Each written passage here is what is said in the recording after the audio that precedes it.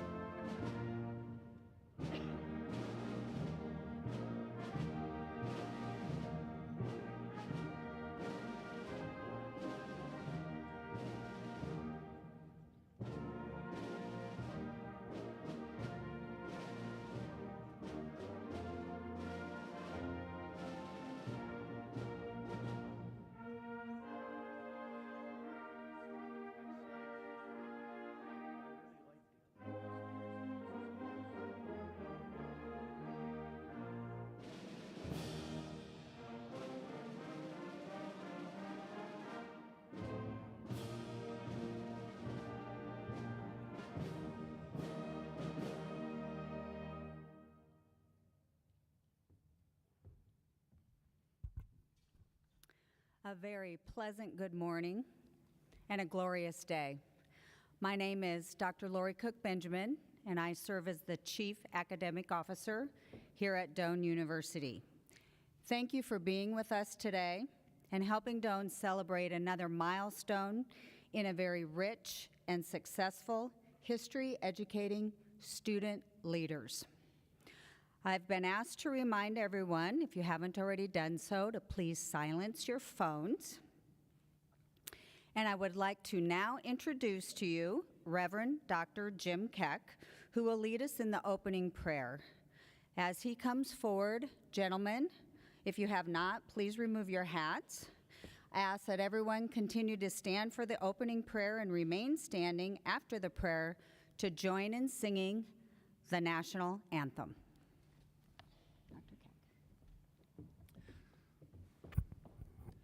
Will you pray with me? Almighty God, we pray for your blessings as we gather now for a most auspicious occasion, the inauguration of a new president for Doane University. Yet what is truly auspicious is that we all stand together this morning in seeking the highest, most noble values, the education and empowerment of the next generation, the fostering of virtues like honesty, service to others, seeking truth, fostering civility, and building the common good. And so it is with joy that we pray your blessings, O God, upon Roger Hughes as he humbly takes upon himself the mantle of leadership. He possesses an impressive range of talent, yet his greatest gift will be his ability to inspire and include the talents of others as we achieve together the grand mission of our university. O God, we pray your blessings upon all the students, staff, administration, and alumni as a new day dawns in the long history of Doane. With joy as we anticipate a brighter future, with resolve as we commit to work alongside President Hughes, and with gratitude that you, O God, are a God of love and justice who endlessly opens up new possibilities for us to be better and more compassionate. We pray to you this morning, O God. Amen.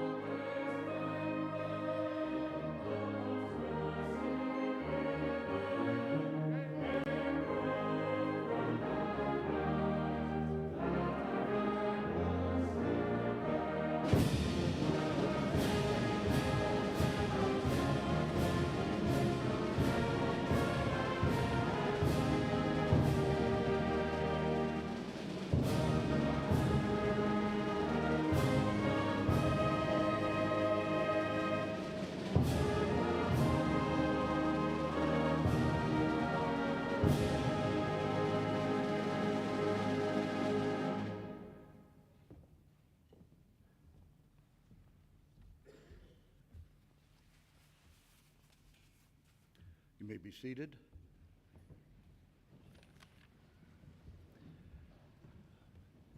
My name is Paul Shellstraight. I'm a 1970 grad of Doane University and currently the chair of the Board of Trustees of Doane University. First of all, thank you, Reverend Keck, for leading us in prayer. And thank you to the Doane choirs and the Doane Band Ensemble for leading us in the procession and in the Star Spangled Banner. Welcome to all of you who are attending here today for this very important occasion in the 150-year life of Doane University and welcome to those who are attending virtually as well. We thank you for your attendance. We know that many of you have traveled a long distance to attend this event today, and we appreciate your presence. We extend greetings to those officers and representatives of other colleges and universities that marched in the procession today, and they marched in the procession in according to the time when their college or university was founded. Also in the procession today were members of the Doane University Board of Trustees, members of the faculty, and members of the administration. You'll also hear greetings from representatives of the faculty, the staff, and students. There will also be platform speakers as well.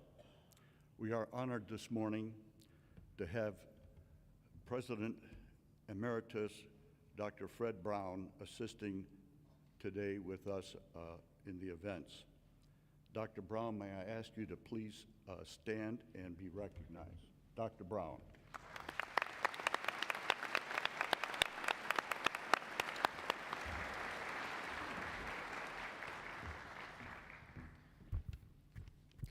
As was previously mentioned, there are several people with us today wishing to extend their greetings on this special occasion. We will hear first from the Mayor of the City of Crete. Please help me welcome Mr. Dave Bauer.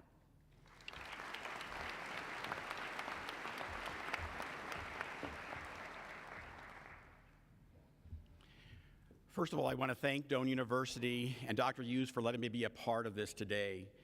The city of Crete really has a lot of things going on right now with housing and changes and stuff in our downtown. One of the biggest assets, though, that we have in the community is the university. When I have people come to Crete and I take them around, I make sure I drive through the university and show them what a beautiful campus is up here, and that Doane is a very welcoming campus with inviting people up for a walk through the campus or to attend an event. One thing that's also very important for the city and the university is have a very good working relationship. For the short time that Dr. Hughes has been here, he has already shown us that he is being very strong supporter of the community, and our relationship is getting stronger every day. So on behalf of the city of Crete, I want to welcome Dr. Hughes and his wife Laura to Doane University and as a member of the community. Welcome.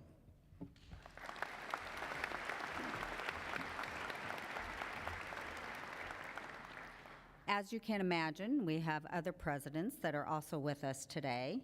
And so please help me welcome the president of Southeast Community College, Dr. Paul Illich.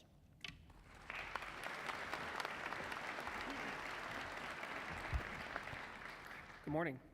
On behalf of the Nebraska academic community, it is my honor and privilege to welcome Dr. Roger Hughes as the 13th president of Doane University. Nebraska has a diverse and deep array of colleges and universities, including the University of Nebraska system, the Nebraska State Colleges, the Nebraska Community Colleges, and nearly 20 private colleges and universities. Although the Nebraska universities and colleges have very unique missions from programmatic and student development perspectives, all of these entities of higher education share a specific, unwavering commonalities, with the first involving a commitment to transforming and empowering our students and communities through dynamic and collaborative partnerships with each other. We accomplish this through strong articulation and transfer agreements. We share ideas, experiences, and practices to enhance student development and to maximize student success. A second commonality among the Nebraska colleges and universities is a focus on developing academic knowledge and skills as well as essential life skills, including reflective thinking, compassion and respect for the diverse ideas and views, and a commitment to intellectual, psychological, and physical wellness. Another key commonality is a mutual dedication to ensuring our students have the highest quality learning experiences through academic rigor, diverse personal enrichment and learning opportunities, dynamic co-curricular programming, research, comprehensive student support services, and invested and engaged faculty, staff, and administrators. On a personal note, I had the wonderful opportunity to visit with Dr. Hughes over the past couple of months. We had lunch at Southeast Community College where we discussed future partnership opportunities, past experiences, trends in higher education, and the importance of student-centered programming. And yes, I did hear about a few coaching stories. I can tell you this about Dr. Hughes. He is very friendly and extremely eager to lead Doane University to new heights. Just a couple of weeks after having lunch with Dr. Hughes, I was attending the Higher Learning Commission conference in Chicago. I was working out in the hotel gym one morning, and I was finishing a run on the treadmill when I heard someone say in a loud voice, "Hey, Paul, how are you doing?" I looked up, and I just met Dr. Hughes a couple of times. I looked up and I saw Dr. Hughes smiling while riding on a stationary cycle. I asked if he would like to chat, and he said he would, but he needed to finish his workout first. When I noted that I had already finished my workout, he said, "Any coach, Paul, would tell you that you can always do more." And then the oddest thing happened. He said, "I think you should run a few stairs while I finish up here. Hurry up, my watch is going." I may have made that last part up just a little bit. I know Dr. Hughes will create an incredible sense of community at Doane University, and will lead this institution with courage, grace, passion, for the empowering and transformative values and benefits of higher education. Again, it is my privilege to welcome Dr. Roger Hughes to Nebraska's academic community. Thank you.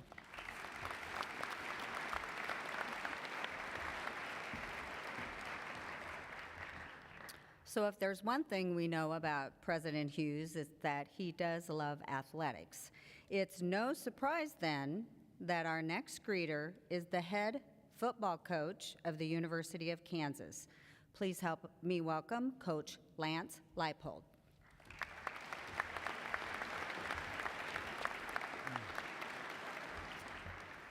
Good morning. August 1988, Roger and Laura Hughes moved to Whitewater, Wisconsin, and I was a young starting undergraduate coach trying to learn the profession. Roger took me under his wing. He said, "If you want to do this, these are some extra things you need to do. These are the things you need to do if you want to make this your career." Unfortunately, there's a phone call about 5 months later where he said he was joining former Doane College head coach Brian Neighbor at Cameron University in Lawton, Oklahoma. I was crushed. You know, not only did I lose a good friend that I just met, but I really thought what I was learning was going to be gone. Little did I know it was just the beginning of one of the best friendships a guy could ask for. 1989, August. I moved to Crete, Nebraska for 5 months. Hall director, Freeze Hall. Where's Troy Canner? He somehow survived and got and through the coaching and got a chance to coach with Fran Schwenk. Roger Ross talked about challenging and growth. He challenged me in so many ways. And through those years, from that point on, car rides to work, from work, walking in the home, my wife would ask, "Who are you talking to?" And then it would be, "Roger. Are you talking to Roger again? Are you talking?" And yeah, it's Roger. But through those calls were challenges, growth, venting, and a lot of different things that we go through in our profession. I know some of his former staff members that he's worked with are here. And they told me they're tired hearing Lance stories, and the guys that I worked with were tired hearing Roger's stories. Our wives, my wife Kelly's here, and Laura, they compare us. They kind of talk about our mannerisms. They take pictures of us doing things similarly. But little do they know that I took it as a compliment if it was anything that I was emulating that Roger did. Because I always wanted to be more like Roger. He's been a great role model. Other than my father in my adult life, nobody's been more impactful. I've confided in no one more than him outside of my wife. And I thank you for that. I would imagine that 77% of the people here today have been called Tiger or Chief when Roger sees them. That's part of his charisma. I've never met someone with his intelligence that has as smart and as caring and thoughtful as him. But the most unique thing that always impressed me about Roger is that when he's in a conversation, he's asking questions about what you do and what you've done and where it's at because he wants to know. And then he's going to ask you another question a little bit deeper that's really going to cause you to think a little bit more. And at the time, he's trying to figure out how he's going to apply that to his life and those around him. And he's probably challenging you in some other way to look at things to make it even better. And I've always admired that. He's competitive, as we know, prideful, but his learning in challenging ways is what sets him apart to me. To the people of Doane University and the Board of Trustees, to some people this might have been a unique hire, but to those of us that know Roger, no, it's not. There'll be some exciting times ahead for this university and this community. And from a coaching perspective, once again, I would advise maybe some of you tape your ankles because I know it's going to get pretty exciting, okay? Embrace the growth, embrace the challenge. Congratulations, Roger, and welcome home, Tiger.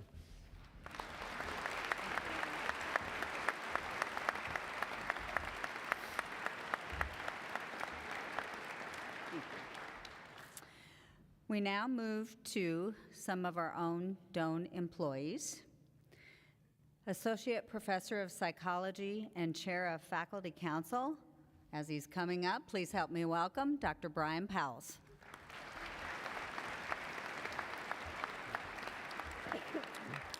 Good morning, everyone. Thank you for being here today. As President Hughes knows well, to be successful, any organization requires trust and collaboration among its people. This is particularly true in today's landscape of higher education. In his first year as president, Dr. Hughes has certainly shown an appreciation for those principles of trust and collaboration.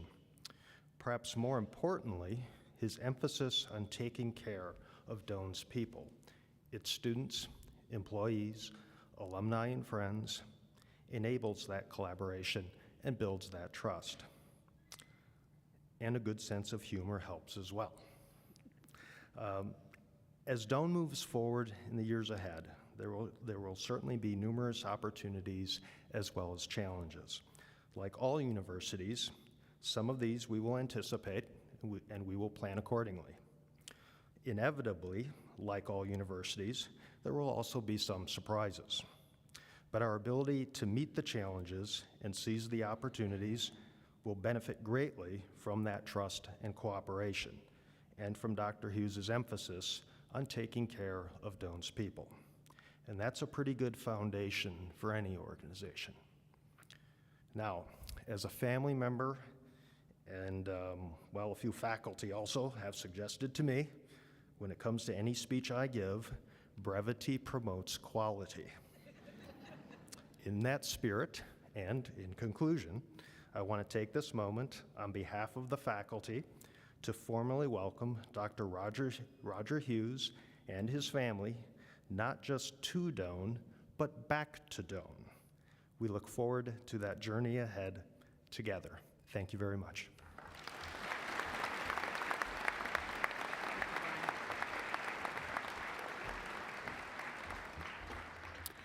Our next greeter is the Assistant to the College of Education Dean, and she is representing Doane's newly formed Staff Council, Miss Jessica Polt.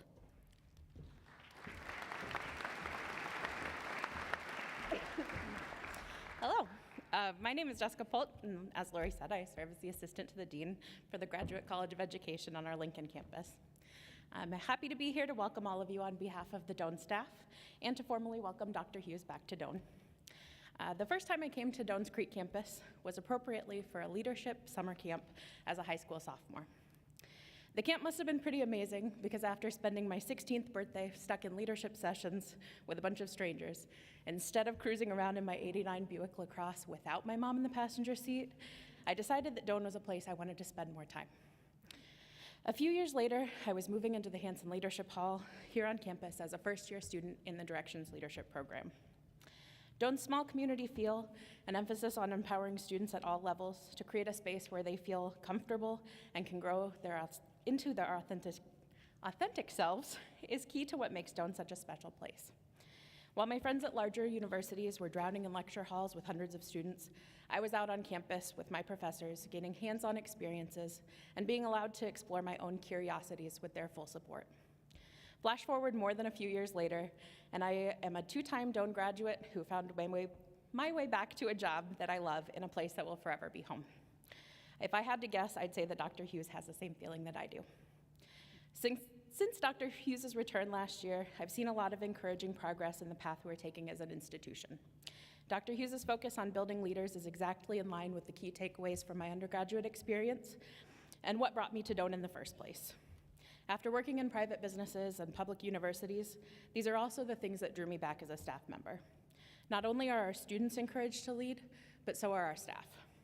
This past year, I've been honored to be selected as a member of Doane's inaugural staff council. Our group includes representation from a variety of areas and campuses, and this council has allowed our staff an avenue for our voices to be included in decisions that impact ourselves and our students.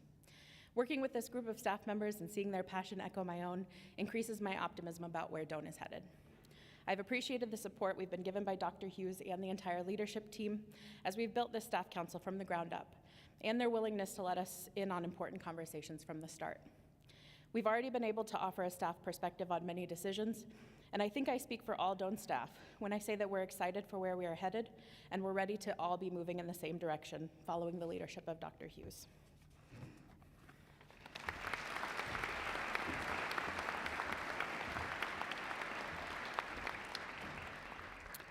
We've talked a lot about leaders. We build leaders and student leaders. And our next greeter is Doane University's Vice President of Student Congress, Ms. Tiffany Carnahan.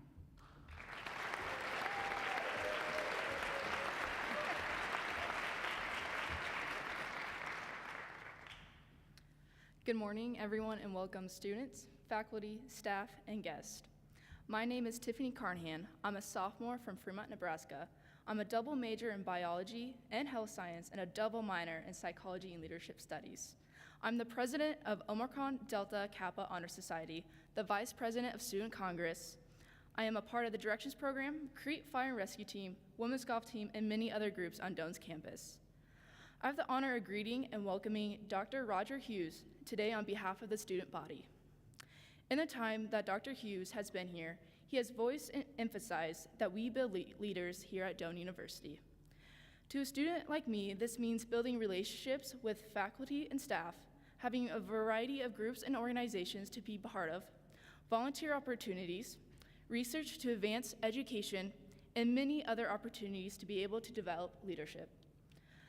I have learned during my time at Doane to practice and improve my leadership abilities to be able to leave a leadership legacy where the generations after myself can lead and be successful in their own leadership experiences. Doane's mission statement includes many values that Doane holds, but one piece that resembles my first 2 years being a student at Doane University is the commitment to lead. Prior to coming to Doane, I held a few leadership positions within my school and community. Now, with only 2 years living in Crete, I've had the opportunity to experience many leadership roles and the desire to lead throughout my community that isn't just the Doane population. I've committed myself to serve and lead a great student body and community around me. I will be able to take this with me after my time here, and I know that many other Doane students could say the same thing. A quote by Jack Welch from the book Your Leadership Legacy states, when you were made a leader, you weren't given a crown. You were given the responsibility to bring out the best in others. We do not place a crown to the high and mighty of one individual, but rather show each individual their leadership and worth within them. Doane University does just that.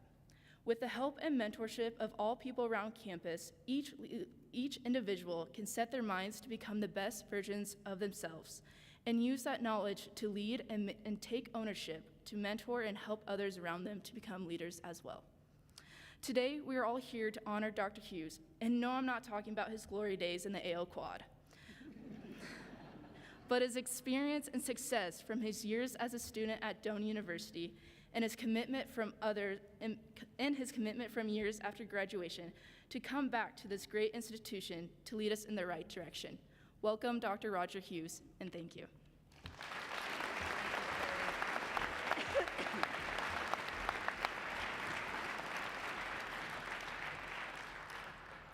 Our last greeter knows President Hughes fairly well. She is a Doane alumni and also the daughter of Roger and Laura Hughes. Please help me welcome Madison Hughes.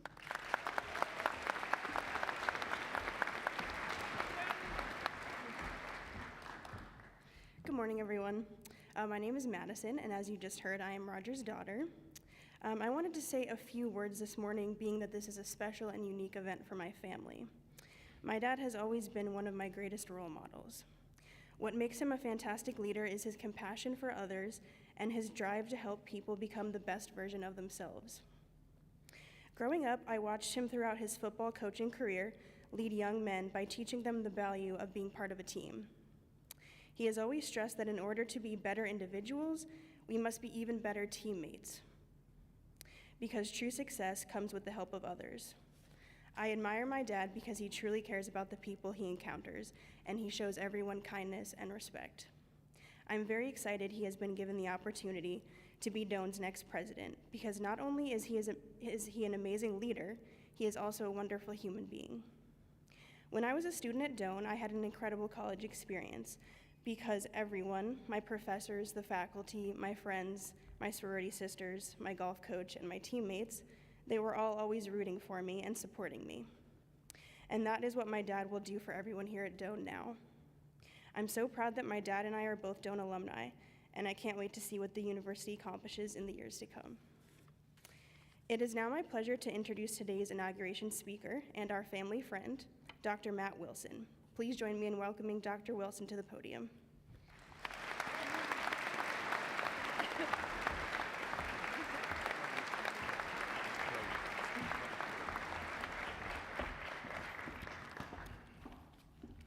First, let me just say thank you very much. This is quite an honor to Roger when he called a few months ago to say, listen, I want you to be my keynote. And I'm speaking to my colleagues, the fellow faculty that are here. You know, we do a lot of speaking in our time, and we're brought in to talk in a lot of different ways. We lecture on a regular basis. But to get asked to be a keynote at a presidential inauguration, what do you do? I mean, what do you say? How do you put that together? So for the last couple of months, I've been telling Roger, I'm not planning anything. I'm not having any notes. I'm winging this because I know how Roger prepares. Roger's probably gone through his speech every day for the last 2 months. Roger's probably asked numerous people to come in and listen to it. Roger's had a stopwatch, I guarantee you, and he's been knocking off seconds and minutes because Janai has told him it's too long. And there are a few people here that are really, even though it's about 11 o'clock in the morning, looking forward to the first splash. But I know his preparation, that's an inside joke, but some of you will learn soon enough what the splash is because the splash brings everyone together. Again, I'm honored to be here. My name's Matt Wilson, and I first want to thank Roger's family. Mr. Hughes, who's in attendance today, I get emotional. 3 children, a teacher, a surgeon, and soon to be president of a university. As a father, he and his wife, God rest her soul, looking down from above, they did something right. Servant leaders, each one of them, servant leaders, giving to others in each one of the professions that they've selected and inspiring. Okay, I'm done with that. Now, first time I meet Roger Hughes, I'm going to tell a couple of stories. I won't be up here that long, but the first time I'm working at Stetson University. I'm in charge of the sport management program at Stetson. And our AD at the time reaches out and says the university is making a decision to bring football back after a 57 or 56-year hiatus. And I want you to be on the selection committee. And in my prior background, having been an alum at Georgia Southern University, I worked in the football program and in the athletics department there. I had some experience, and so I picked up the phone of one of the most networked people that I knew, somewhat of a mentor, a gentleman by the name of Mike Brass. Mike Brass is a early 80s Doane alum. I didn't know this at the time, but Mike was the head of strength and conditioning at Navy. He had worked prior with us at Georgia Southern. So I called Mike Brass up. I'm like, Coach, I said, listen, we're starting football here. There's a lot of people that don't have a lot of experience with it. I need 3 names. Immediately, he says, Roger Hughes, Roger Hughes, Roger Hughes. I'm like, all right. I said, well, here's the deal. You've got my cell number. Have him give me a call. Let me talk to him here before anything else. And literally, I'm telling you, this is 10 minutes after the AD tells me, and they haven't even announced this yet. Within 30 seconds, I get a phone call. This person's in a car driving. I think you were in Omaha, coaching. Roger Hughes here. I want the job. What do I need to do? And I'm like, I don't know you. I love your enthusiasm. But first, tell me a little bit about yourself. So we go through everything, and I said, listen, here's the deal. I don't know which ways this is going to go. Send me your resume. So I think he made a pullover on the side of the road. This is 2011, so I don't know if his phone was capable yet, or his technology savvy and knowledge was capable yet. But anyways, I got a resume, and I looked at it and was unbelievably impressed because in the coaching profession, you don't find many that are trained in the academy. You don't find many that go through and earn their PhD at such a high-rated program. And at our school, that balance of a coach at Dartmouth, a coach that had been at Princeton, with a PhD, you can't beat it. So anyways, long story short, Roger gets hired. Okay, Roger gets hired, and he and Nolan start this program from scratch. We're on their first signing day. Faxes came in. So I can tell you, as one of the 4 people sitting in there that day, we've come a long way, and I think Doane has made a great selection. So today I just want to spend a couple of minutes talking about Roger, and a lot of the things you're going to be repeat. When you're a keynote, everyone else gets to go before you, but one of the things is there's a lot of common themes. Yesterday I was privileged to get to speak to the Board of Trustees, and I've gotten to know a few of you and talk to you, and a lot of you say the same things about Roger, about how great he's going to be building the culture and how he's the right person, right time, how excited we are to have him here. He's one of our own. So I just want to talk briefly here about my experiences with Roger as a leader. First off, Roger as a leader is going to listen, okay? Roger as a leader is going to ask, as Lance said, a lot of questions. And you're going to be tired of his questions, but he's digging down because through listening, he's learning. And through listening and learning, he will eventually be able to lead, but he's going to gain the knowledge first. It's part of his training with his doctoral program. Number 2, Roger is going to pride himself on elevating those around him. Whether it was his assistant coaches, whether it was his players, whether it was other administrators, I got to watch firsthand as Roger came in to start a program from absolute scratch at a university, again, that had not had this sport in 50 years. And if you know anything about football, it's a bit of a different beast when it comes to team size and the speed at which you have to work. Admissions weekends are a little bit different. Okay, they are just a mass of people, and there's a lot of coordination, and I watch Roger push through. Roger also is going to assist others. Roger's going to assist others get to a place that maybe they never thought they could. That's his servant leadership background. It drives him. He gets more excited hearing about somebody getting a job or a student athlete in his background getting an internship or a job, life after sport. What motivates him every day when he gets up, okay? What motivates him every day when he gets up, and it's what he thinks about before he goes to sleep at night. Roger also possesses a dedication and a desire to do great things. We used to talk a lot about it, and much like what Lance says, I don't know, there's probably been about 10 years, I don't know how many days we've gone without talking to each other on the phone. I know it upsets Laura greatly. Who are you on the phone with? Well, it's either going to be Lance or me probably, or Sevy's thrown into the mix, but what it shows is a consistency in building friendship and relationship. His desire to outwork everyone is known. Roger's going to be first in and last out. It's just who he is. It's his nature. It's his Crawford roots. Roger's unbelievably enthusiastic, and I'm going to tell you a story of just how, in his first 24 hours coming in for an interview at Stetson for the head football coaching job, he demonstrated this enthusiasm. So in the building in which we took him, so to say, through the car wash, where he sat for an entire day and everybody came to him, there's 2 classrooms. There's also an anatomy and physiology lab. And at one of the times, I can't remember, I was walking him down. It might have been the restroom or to show him a small weight room. But Roger comes back and he sees my boss, okay, the chair of our department, is giving a lecture in the anatomy and physiology room. Now, she doesn't know that football coaches are coming through, and all of a sudden, this pocket to know, I thought he was going to pull a calf muscle. He busts open the door to the classroom, jumps in, and starts asking questions about the lecture.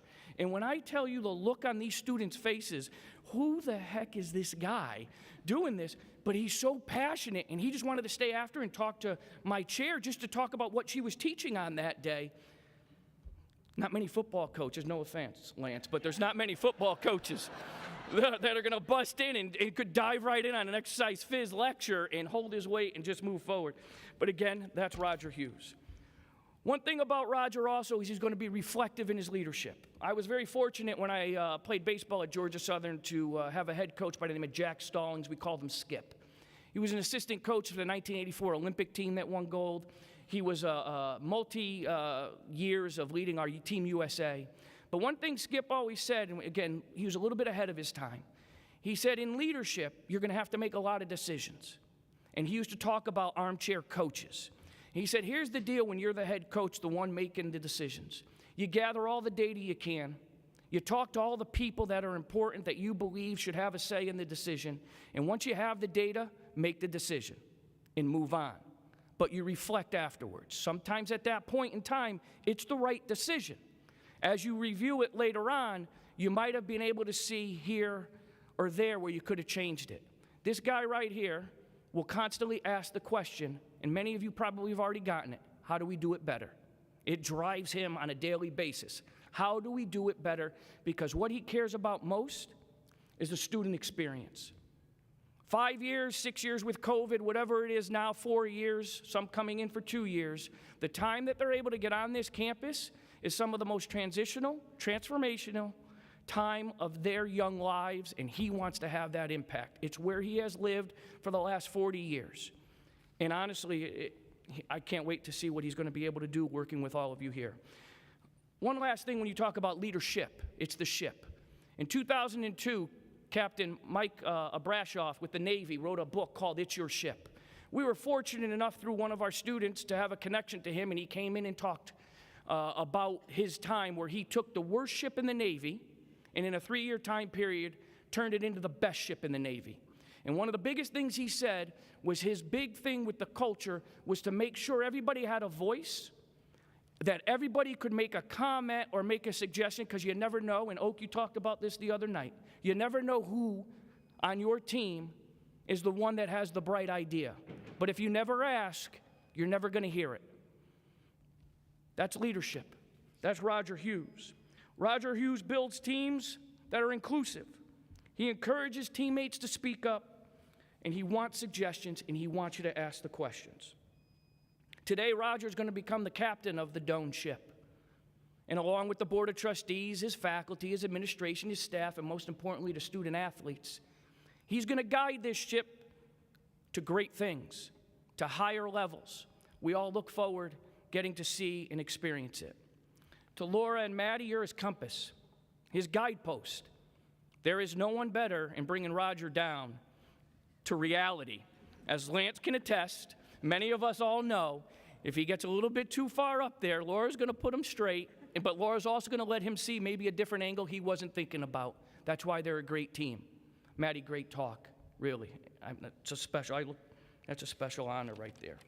One thing I want to do before I step back is I would want to ask all of the Doane classmates of Roger that are here, all of Roger's colleagues from whether it was at Whitewater, whether it was at Dartmouth, Princeton, Stetson, coaching here in Omaha, wherever it has been, if you would for 1 second, please stand up. Please, I'm asking you to stand up. There's a famous athlete who had a really successful college career and fell on some hard times afterwards. If you'd stand for 1 second, just 1 second, hear me on this one, sorry. He made a comment and said, "You show me a picture of your friends and I'll show you your future. Show me a picture of your friends and I'll show you your future." It's a pretty good group. Yeah. Pretty good group right there, thank you. I think it also says a lot. Yeah, a round of applause.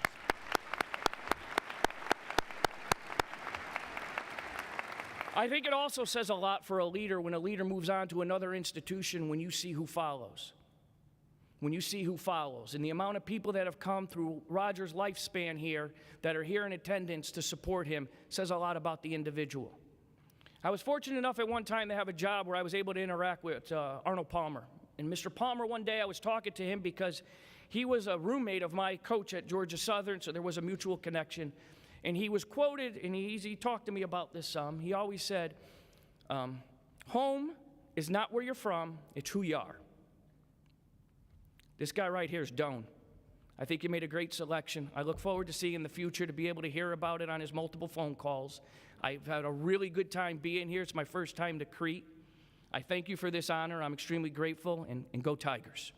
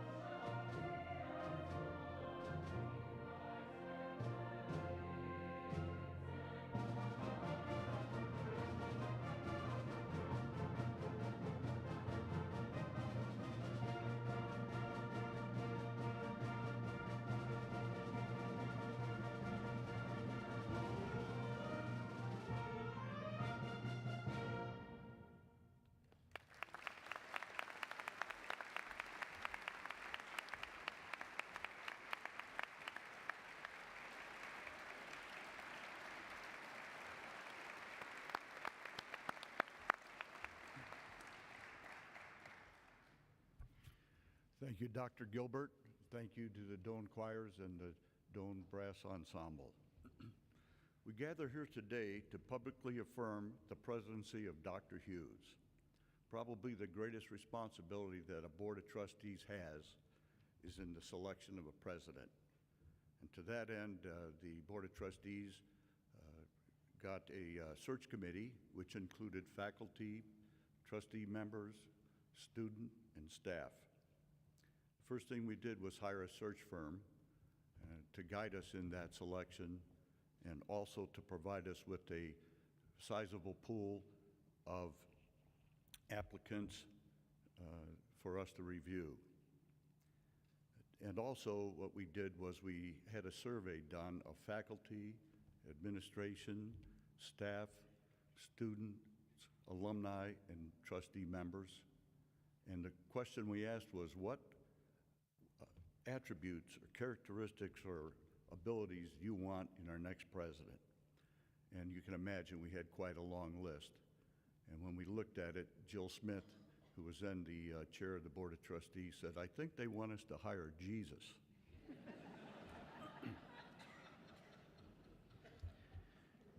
But we boiled it down to those things that appeared most often in the answers to that question. And it was they wanted somebody who was a good communicator, who was a public speaker, somebody who would be collaborative. They wanted a people person. They wanted a person to be transparent. They wanted an academic, a fundraiser. They wanted something done about enrollment, and they wanted somebody who was resilient. As we waded through all the resumes and looked at all the candidates and then looked at their backgrounds, and we found that some were actually current or former presidents, some were provosts, some were deans, business people, lawyers, and one football coach.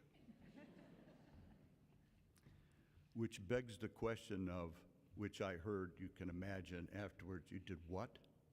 You hired what? A football coach.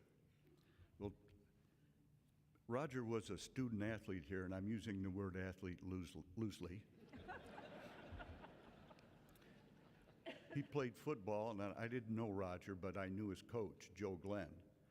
And I asked Joe about Roger. He said, well, for a wide receiver, he's not very fast. That's political correctness for you were slow. He also said he couldn't catch a cold. But one thing that Joe Glenn noticed about Roger was that he was always encouraging his teammates. He also noticed that he was helping other receivers, especially the younger ones, learn their pass routes that they had to perform on each particular play. So Joe, having noticed all this, at one practice he told Roger, "Take your helmet off."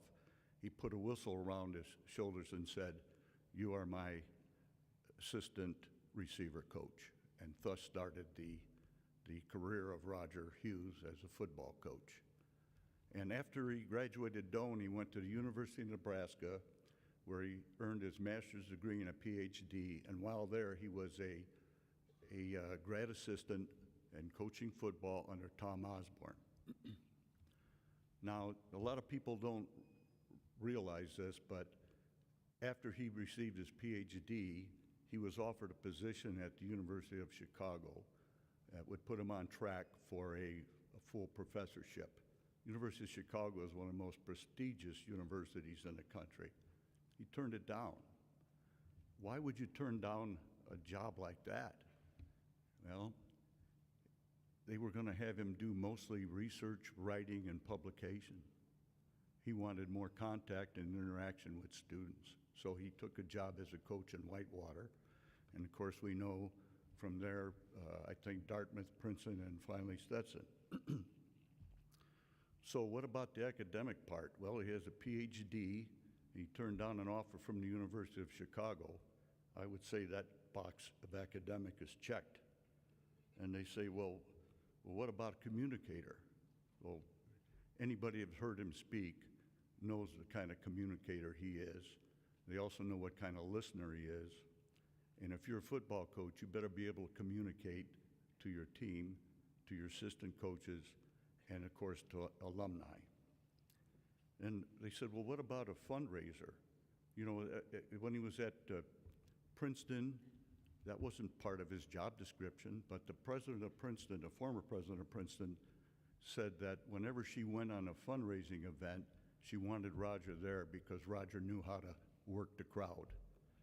And Roger was one of those people who will make everybody else feel comfortable and feel important. People person and collaborative. You cannot be a football coach and not be collaborative. You have a bunch of assistants that you have to take information from and put things together. And as Dr. Wilson gave you several examples of the kind of collaborative person that Roger is. Enrollment. What does he know about enrollment? Who does more recruiting than a coach? Roger not only did he recruit for football players, but when he was at Stetson and was told that, hey, we don't know if we're going to make our enrollment numbers this year, he personally hand wrote 1,500 notes, not just to football players, but to students, and he had each one of his assistant coaches write at least 750 each. So as we checked the boxes down, then we came to, it has to be resilient. Who can be more resilient than a football coach who wins only 2 games out of 10?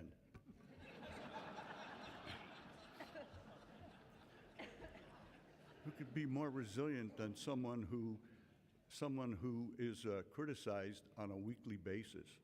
And no matter how hard you try, and no matter how things go, plans don't work out and you lose a game. And you can't go around with your head down.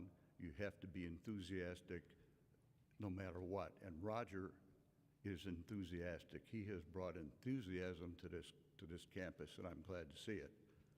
You know, Roger's the kind of guy, if you were falling out of an airplane at 5,000 feet with them without a parachute, he'd have that recruiting grin on his face and say, look at that, there's a haystack down there, we got it made.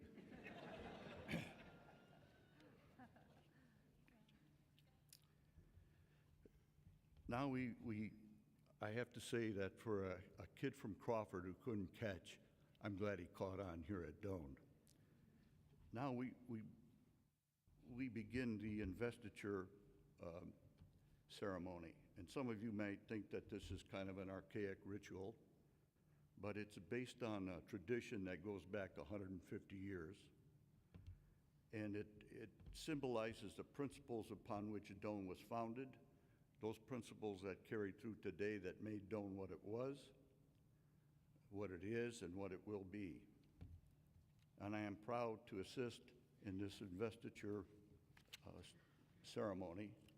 And at this time, I would like to ask Emeritus President Dr. Fred Brown and Dr. Jim Keck to assist me in the presidential investiture ceremony. Roger, would you please join us? First is the presidential robe. This robe symbolizes the authority and responsibility of the office of the president, which you assume this day.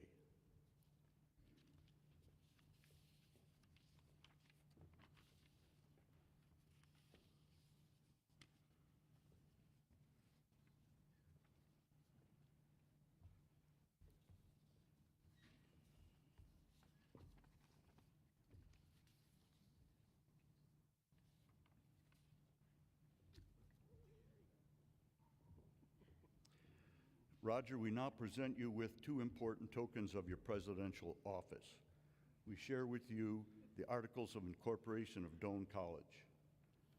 These articles prepared, adopted, and signed by 8 pioneer Nebraska Congregationalists on behalf of the General Association of Congregational Churches represent the solid foundation upon which Doane University was created. The group included Principal College founder Thomas Doane, Chief Civil Engineer of the Burlington and Missouri River Railroad. The Articles of Incorporation were filed for record in the Saline County Clerk's office on July 11, 1872, nearly 150 years ago. Roger, we also give you the chain of office. The chain of office is a broadcasting of the official Doane College, now Doane University seal, an outward symbol or badge of authority that publicly distinguishes you as the president of Doane University. The chain signifies the power and responsibility vested in the office of the president. The seal depicts a woman who represents science, trimming the lamp of knowledge to illuminate the book, the Bible. The three sides of the triangle denote strength through the three aspects of life: spiritual, physical, and intellectual.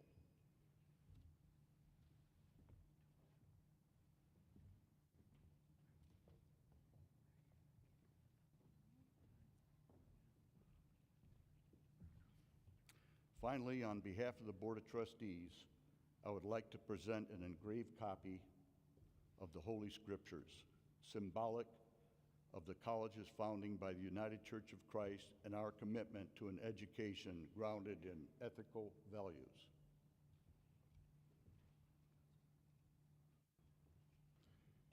By these rights, I confirm the President in his office and publicly acknowledge the actions of the Doane University Board of Trustees in selecting him. I present to you Roger Hughes, the 13th President of Doane University.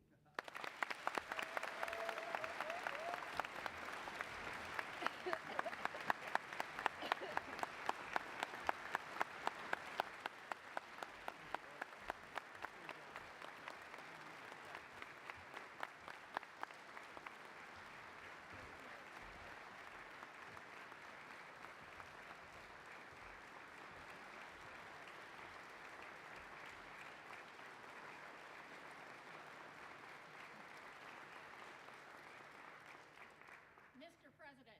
Madam Marshal.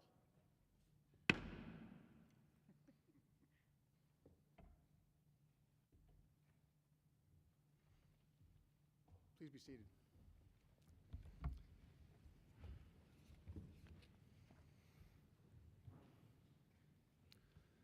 You know, we were getting ready with rehearsal a couple days ago, and they said your first act as president would be to disrobe in front of 500 people. Really? Thank you so much, and it is with great humility and sense of duty that I accept the role of the 13th President of Doane University. And with your help, I am determined to make Doane the university everyone else wants to be like. Trustee members, thank you so much for the opportunity to lead Doane. Now, to those of you who have not heard me speak, just know that I can get emotional. In fact, I learned just last night there are 3 over-under bets going on right now as to when the bottom lip is going to start quivering. And I learned that my daughter Madison and Laura took the under. My pathway to this opportunity would be considered by most unconventional. To my knowledge, there's only one former football coach who is an acting sitting president. As I reflect on this opportunity, if what I have achieved to this point can be called success, it is really because I've always been surrounded by a great team. My first team consisted of me and my parents, Roger and Janice Hughes, and it was one of the greatest teams I was ever a part of. Dad was one of 9 siblings who grew up in Crawford in a 3-room house, and Mom grew up on a ranch 18 miles north of Crawford because she was the oldest sibling, she was required to do everything a hired hand would do: bale hay, windrow, herd the cattle. These high school sweethearts were married, and the team grew to 5 with me, my sister Sherry, who attended Doane and now teaches at Ogallala High School, and my brother Rami, who graduated from Doane, who's a surgeon now in Scotts Bluff. My sister molds young lives, my brother saves them. And I couldn't be prouder of both of what they've done for other families. My parents bought together and ran a Napa auto parts store in the town. So weekdays, as kids, we were expected to work at the store, and on weekends, we would head out to the ranch to help Grandpa and Grandma do whatever they needed, brand, whatever chores needed doing. We worked together as a family, with my parents leading the team and modeling unconditional love for each other every day of the almost 66 years they were married. Watching them, I learned the true meaning of the phrase, "I got your back." Because we were because we were the only parts store in 25 miles, we would get called in, even on Sundays, when a customer needed a part for their tractor or truck. They depended on us to get them what they needed when they needed it. And while I complained at the time, I now realize this taught me what true customer service was and how someone who truly depended on us, we had their back. Another of the many lessons I learned from my team happened as my grandfather aged. So we pitched in and fed the cattle before school each morning, which meant we drove north of town to the ranch 18 miles north. We loaded the hay bales, fed the cattle, and then we headed back to school. Of course, I had the job of throwing the bales out of the back of the truck while Dad drove. One morning, it was very cold and windy, and I was dreading having to get out on the drive out, get out of the pickup and be in the back throwing the hay bales. So we got to the ranch, and there were no cattle. The cattle had stayed up in the canyons, or we called them draws, to stay out of the wind. Cattle are pretty smart. So I'm thinking as I'm sitting there, yes, I don't have to get into the truck and freeze my backside off. And then Dad looks over to me and says, Raj, we got to get those cattle out of those draws. Well, we meant me. And at that time, you didn't know, but we actually herded cattle on motorcycles. So it's 10 degrees, it's windy, and I'm kicking a 125 Yamaha saying, please don't start, please don't start. But it did, and I rode the motorcycle to get the cattle in to be fed. I don't know what the wind chill is for riding a motorcycle at 30 miles an hour with 10 degrees, but I do know this. I had the biggest brain freeze I've ever had in my life, and my eyes were tearing up, and the tears were coming out and freezing to the side of my cheeks. And of course, as cold as I was, I look over next to me, and there's Dad in the blazer, cranked on heat, windows rolled up, and a big smile on his face. After the cattle were ready to be fed, I pried my fingers off the handlebars, I knocked the ice off my cheeks, I climbed into the back of the truck, and I thought, well, maybe I won't relay exactly what I was thinking at that moment, okay? But I later realized that this event taught me reliability, work ethic, and if the job calls for you to do it, you do it. You complete your mission. And above all else, you put the team's needs first. You must take care of the team. Unfortunately, we lost Mom last January, but I feel her presence here with me today. Dad and Mom, thanks so much for showing me what true leadership and unconditional love really is. Everything I am and any success I have had is because of you.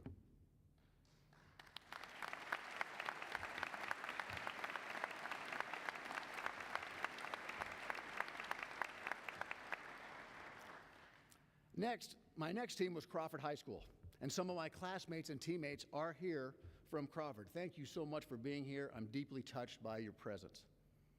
My team grew when I attended Doane. I completed my Doane experience and my graduate work at UNL, where I found my most important teammate, my wife Laura, who for going on 39 years has been at my side. Our team has grown with the addition of Madison, who you just heard. Being a coach's family is not easy. You hear all the things said about your husband/dad in the stands, and I always knew I was in trouble when they started believing it. As a coach's family, you're the surrogate family for 120 football players, 20 coaches, staff members, and their families. And you must put up with the early morning phone calls when any of them had any trouble. Or you've had to put up with the parents' calls when their son wasn't playing enough. A coach's family agonizes just like a coach over the last-second losses, the untimely turnovers, and the recruits who say no. You had to put up with my bad moods that lingered after a bad game when I couldn't see the film and I had to wait till I had to see the film before I get in a better mood. You shared our family with those families of recruits, alumni, administration, and boosters, as I had to spend numerous nights away recruiting, fundraising, and doing whatever we needed to do to build all aspects of the programs we were in charge. Lauren, Maddie, I love you both so much. Your support for me has been immeasurable, easy for me to say, immeasurable, and I'm so glad to be part of your team. And I'll be leaning on both of you as our team now embarks on this new adventure. I've been blessed throughout my career to be part of many great teams and be surrounded by many great people. Whether from Wisconsin, Whitewater, Cameron, Dartmouth, Princeton, and most recently Stetson, many of those members of those teams, again, are in attendance today. Thank you so much for attending. I'm deeply touched and grateful by your presence. A special thanks to someone who's been by part of my career since my life when we met at Whitewater. Lance, I'm so grateful for your wisdom, your encouragement at every step along my career. And I've so enjoyed watching the success you and Kelly have achieved. Laura and I are so happy for both of you. And likewise, thanks so much for all the speakers today. I'm so appreciative of your kind, well, I think, Paul, kind words and encouragement. Thanks also to all the academic dignitaries who are attending today on behalf of your institutions. You will see them listed on the video in front of you. Thanks so much for participating in this celebration of Doane University. 6 weeks into my role as a president, I was having dinner with many of the colleges of small private schools, the presidents of many colleges and small private schools in Nebraska. And me being the rookie and having just been told by a former president of one of these institutions, Roger, because of your unconventional path to the presidency, you are the talk of higher education in Nebraska. In fact, maybe even the country. No pressure, right? So I was just trying to sit there and trying not to make any mistakes, trying not to draw attention to myself. And about halfway through the meal, one of the leaders around the table said, "Hey, Roger, you're at Doane, aren't you?" All right, here it comes. He goes on to talk about his son, who's now here as a track athlete. And he went on about the coaches and professors at Doane and how they were teaching him so much more than the content for his major. They were teaching him how to be a great teammate, a great leader, and in his words, Doane was making him a man. After dinner, he pursued the conversation, asking me, how does Doane do it?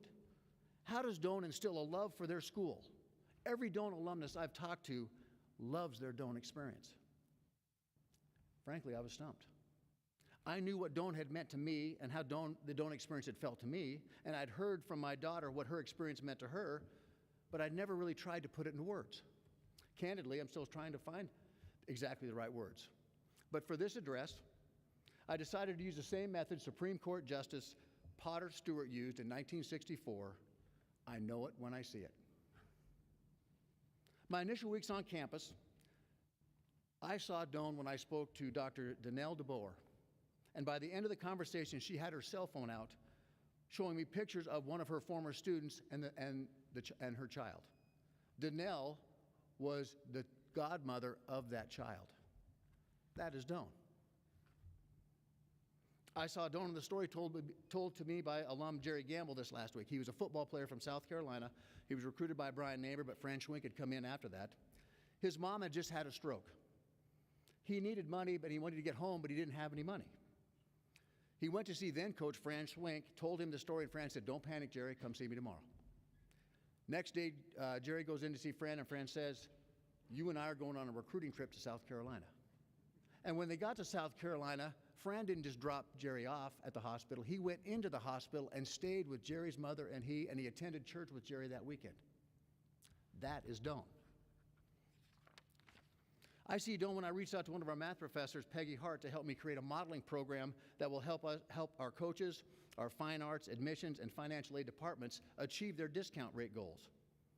Peggy didn't go outside and hire a consultant or look for someone else. She partnered with a student, Ben Brunsman, and created the model. And additionally, Ben went on to present his work at Mind Expo last week. That is Doane. I saw Doane last week when Chris Brady's non-residential leadership class. Instead of lecturing on leadership, he developed a Navy simulation using the game's Sails of Glory, in which members of the leadership team and the deans were contestants alongside students. He gave a true life experience as to the importance of communication and how strategies must adapt as you adjust to real world events. That is Doane. I saw Doane recently when I attended the National Forensics Championship. Forensics now does not have divisions. They're not Power 5 and others. All universities compete.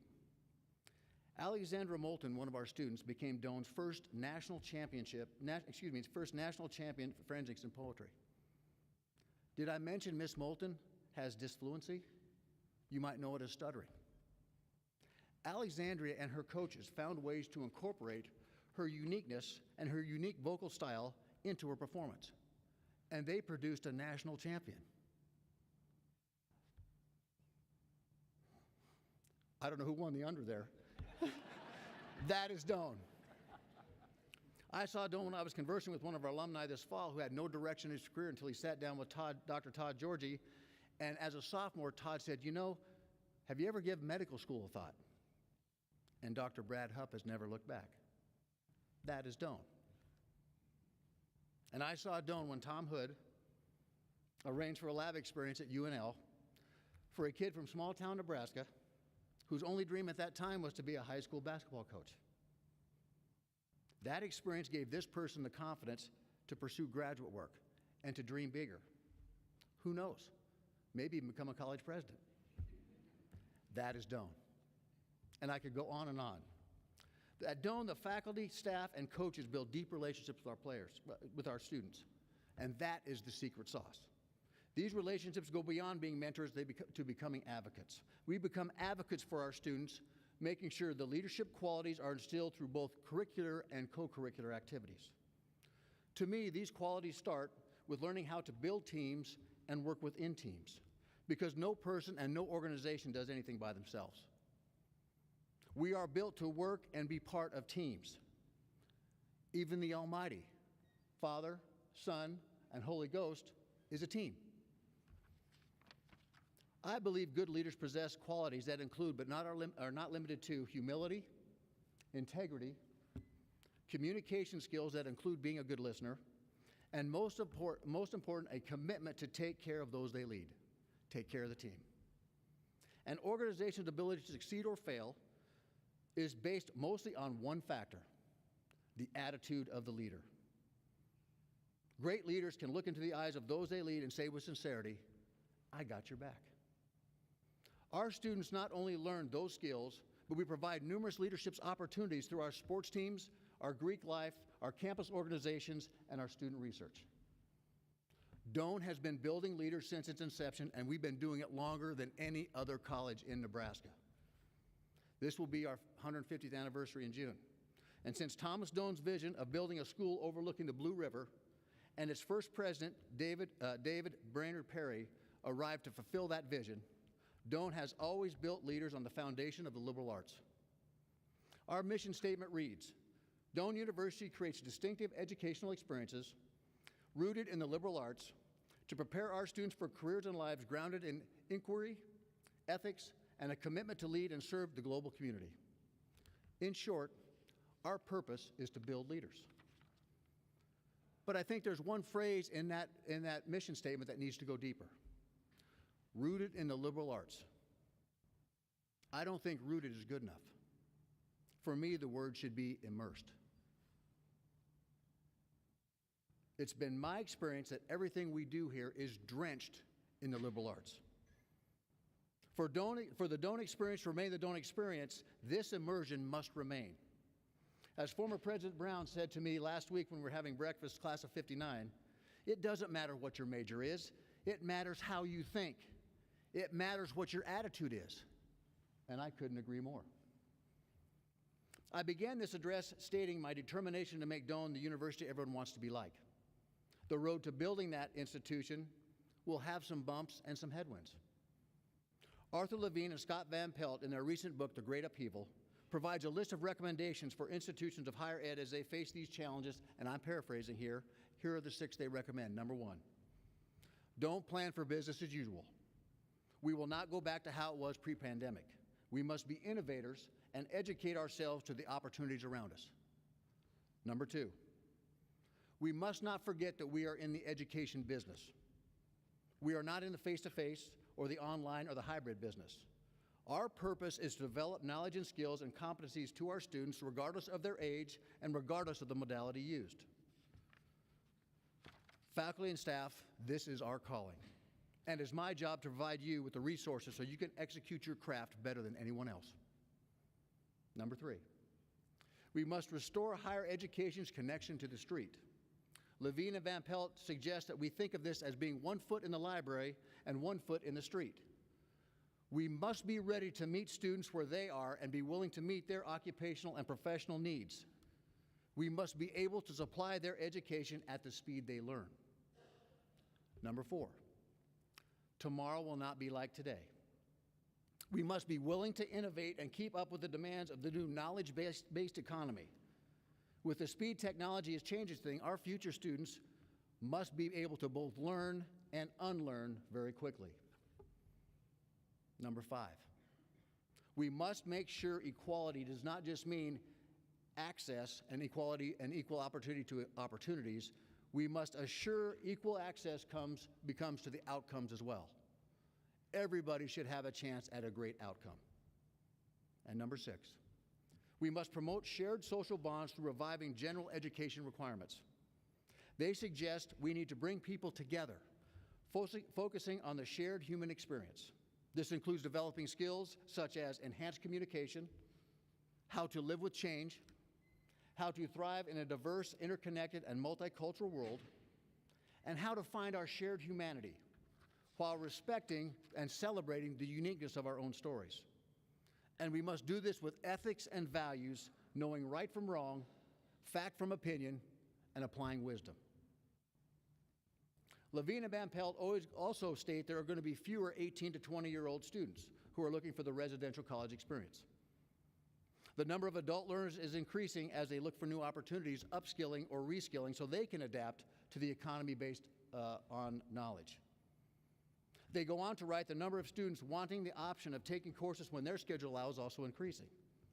For Doane to survive and thrive for another 150 years, we must adapt. The movie, newspaper, and music industries serve the same demographic we serve, and they have adapted. And we will adapt too. To adapt first, we must move our eyes from strictly focusing inside the academy to focusing both inside and outside the academy so that we can adjust to market demands. Second, Doane is perfectly positioned to adapt because we already serve all the students that I just described. And third, we know we can adapt. During the pandemic, we went from face-to-face classes to online or hybrid classes in less than 1 month. That pandemic forced us to think differently. Our attitude had to change from "it can't be done" to "how do we get this done?" We must keep that mindset as we adapt to the new normal, whatever that is. And I will be right beside you adapting as we adapt together. And we will be working to provide the best student experience possible that we can together. In closing, building the university everyone wants to be like will take us all. It means that as long as I'm here, Doane will look for opportunities to partner with the City of Crete, Saline County, Crete Public Schools, and other statewide organizations. The rising water will raise all boats. Sure, we can do it alone, but together we're stronger. Trustees, faculty, staff, and administration, to build a university that everyone wants to be like, we need to wake up each morning with 2 thoughts. Complete the mission, and the mission has 2 parts. Get better every day, and make someone else better every day. And number 2, we got to take care of the team. To build the university everyone wants to be like, parents, alumni, and friends of Doane, I need your help. We need to demand more of ourselves and each other. I give you permission to hold me accountable, just as I'm going to be asking you to engage at a higher level than ever before. Sure, we need your financial help, but Doane takes care of Doane, and you can do so by providing our students with internships, employment opportunities, and your wisdom. Every one of you had someone pick you up and give you a hug to keep you going when you failed, or kicked you in the seat of the pants to get you going when you were stuck. And now our students need you to pay that forward. I'm extending my hand to each of you, not palm up, but palm down, as a sign of partnership, inviting you to join our team, helping us provide the best student experience possible. So come on, let's go build the university that everyone wants to be like. And if you are on our team, I got your back. In closing, during the interview process, I was asked one of the hardest questions in the first interview. And they said, "What do you want your legacy to be?" I said, "Well, I'd just like to make it to the next interview first." But as I thought about it, I said, there's 2 things I want. I want to leave Doane better than I found it. That's what I've done every place that I've been, is leave that organization better when I found it. And then I said, to be honest, if I really do my job well, no one will miss me when I'm gone. Because I will have created the leaders around me that when I walk away, the organization functions appropriately and in a very efficient way. So whether I retire or go off to raise money or do other things, the organization is going to continue on if I do my job appropriately. So here's to not being missed when I'm gone. Thank you so much for all who planned this event, for all of you attending. Thank you so much, Jay, the brass ensemble, and the choir. Trustees, thank you so much for this opportunity. Merrill will ring. Go Tigers. Thank you.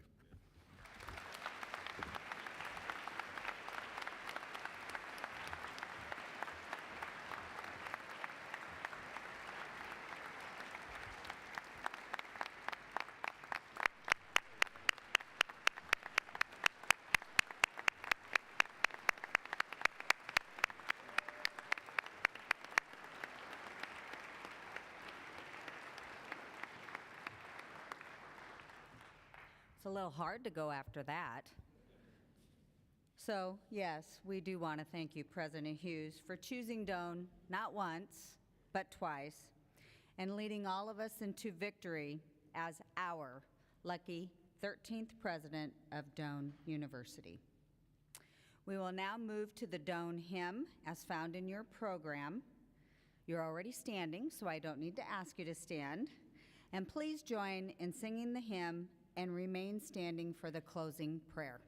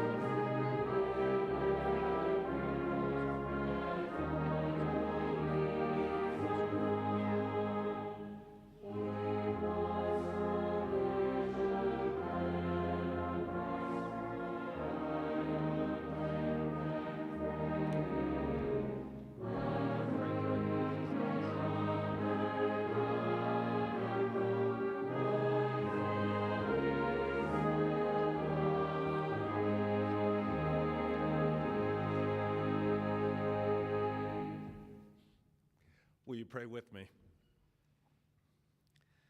Oh God, may we go forth from this ceremony deeply encouraged and energized to move into a better future. Although President Hughes has already been at work for some time now, he is now fully inaugurated and vested, but the true investiture will be performed by you, O God, in granting him wisdom and courage in the days ahead, the courage to create needed changes and the wisdom to strive for the things that truly matter. And, O God, grant us all courage and wisdom, for it takes courage in a chaotic and confused world to stay a good course. It takes courage to think for oneself in a world inundated with a surly conformity, social media frenzy, divisive political tribes, and ideological manipulation. And so grant us courage, O God, to think for ourselves rather to succumb to the forces of fear and greed. And now we pray also for wisdom, to always seek to transcend self-centeredness and to care for the welfare of others. In the spirit of joy for our new president of Doane University and for the joy of opportunities that lie ahead, we pray your blessings on us all. Amen.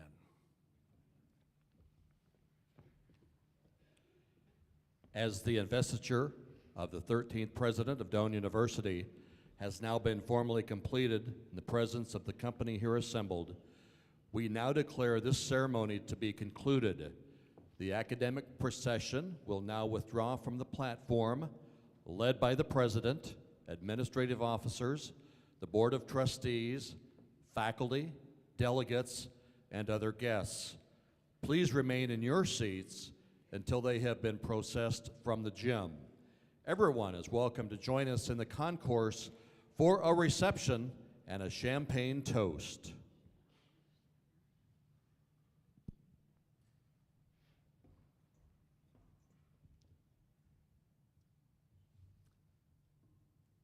Madam Marshal. Mr. President.